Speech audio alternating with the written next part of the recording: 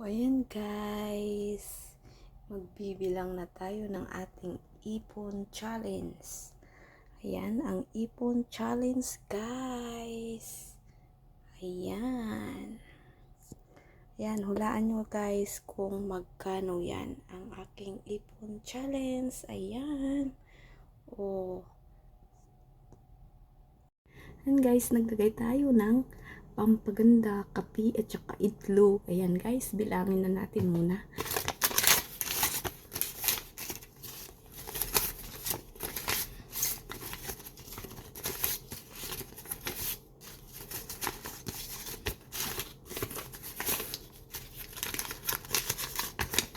Ito ang pinaghirapan ko guys. Talagang hindi ko pinastos. Ito yung allowance namin buwan-buwan na 500. Ayan guys.